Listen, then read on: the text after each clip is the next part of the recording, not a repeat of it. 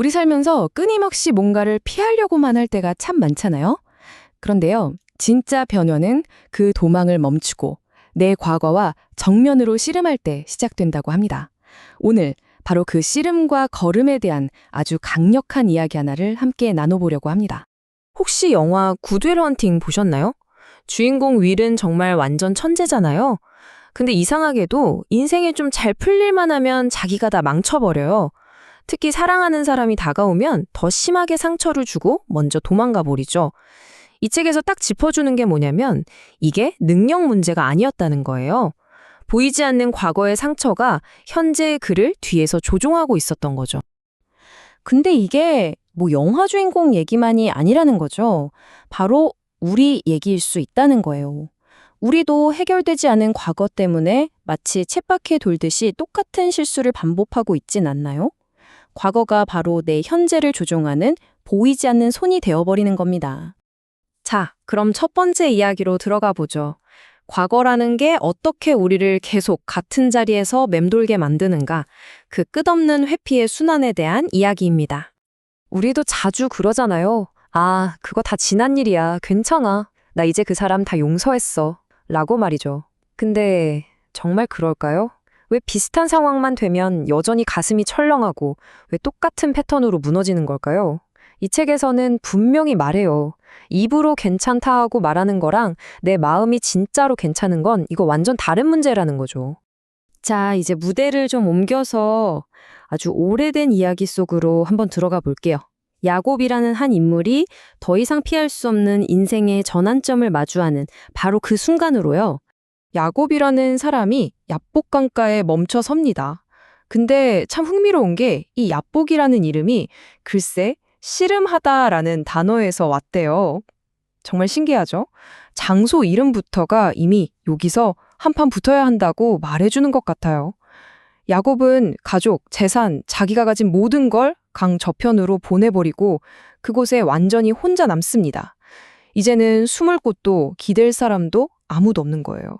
그리고 평생을 등지고 도망쳐왔던 과거, 바로 형 에서가 그의 눈앞으로 다가오고 있었죠.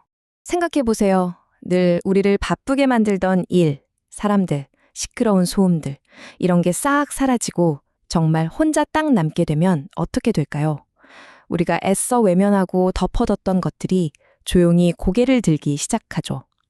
고독은 종종 우리가 무엇으로부터 도망치고 있었는지 가장 정직하게 보여주는 거울이 되곤 합니다. 그리고 바로 그 깊은 어둠 속에서 씨름이 시작됩니다. 그런데 이건 그냥 누구랑 힘겨루게 하는 그런 싸움이 아니었어요. 이건 자기 자신과의 처절한 내면의 투쟁이었습니다. 사실 생각해보면 야곱의 인생 자체가 그냥 씨름이었어요. 형을 속이고 아버지를 속이고 어떻게든 자기 힘과 꾀로 살아남으려고 평생을 발버둥 쳤잖아요. 그날 밤의 씨름은 바로 그 야곱다운 생존 방식, 즉 자기 자신을 지키기 위해 평생 쌓아올린 모든 방어벽과 버리는 정면 승부였던 거죠. 내 이름이 무엇이냐? 와, 이 질문 정말 강력하지 않나요? 이건 그냥 이름이 뭐예요? 하고 통성명하자는 게 아니에요. 너 대체 정체가 뭐냐? 너는 누구로 살아왔냐? 라고 묻는 그야말로 평생의 위선과 병명을 단번에 꿰뚫어버리는 질문인 겁니다. 야곱은 이 질문 앞에서 평생 처음으로 완전히 정직해져요. 제 이름은 야곱, 속이는 자입니다. 라고요. 바로 이 정직한 고백의 순간 그에게 새로운 이름이 주어집니다. 이스라엘, 신과 겨루어 이긴 자라는 뜻이죠. 이제 그는 과거의 행동으로 정의되는 존재가 아니라 자기 약점을 끌어안고 정직하게 씨름하는 존재로 다시 태어나는 거예요. 씨름이 최고조에 달했을 때 야곱의 엉덩이뼈가 부러집니다. 어찌 보면 패배한 거잖아요. 그런데 이 책에서는 이 순간을 패배가 아니라 아주 역설적인 은혜의 순간이라고 봅니다. 이게 무슨 말이냐면 야곱이 이 싸움에서 진짜 이기려면 먼저 져야만 했다는 거예요. 완전한 역설이죠. 그의 엉덩이뼈, 즉 평생 자기가 의지했던 그 힘과 꾀의 상징이 완전히 박살나는 순간 그는 비로소 자신의 한계를 인정하고 항복하게 됩니다. 바로 이 육체적인 부서짐이야말로 진정한 변화의 문을 여는 열쇠였던 겁니다. 뼈가 부러진 야곱이 뭐라고 외치냐면요. 저를 축복하지 않으시면 절대 보낼 수 없습니다. 라고 해요. 이건 내가 내 힘으로 해내겠다는 교만에서 당신의 도움이 없으면 전 한 발짝도 나아갈 수 없습니다. 라는 겸손으로의 완전한 전환이죠. 이 책에 따르면 이 고백이야말로 진정한 성숙의 시작점입니다. 자, 이제 마지막 장입니다. 그 치열했던 밤이 지나고 야곱에게는 과연 어떤 아침이 찾아왔을까요? 진정한 변화의 모습은 어떤 걸까요? 근데 여기서 정말 중요한 게 있어요. 야곱에게 찾아온 변화는요, 우리가 생각하는 그런 모든 상처가 마법처럼 사라지는 완벽한 치유 같은 게 아니었다는 점이에요. 흔적이 남았거든요. 바로 이 문장이 이 모든 이야기의 핵심입니다. 그는 이스라엘이라는 영광스러운 새 이름을 얻었지만 동시에 평생 사라지지 않을 상처의 흔적, 즉 절뚝거림도 함께 얻었어요.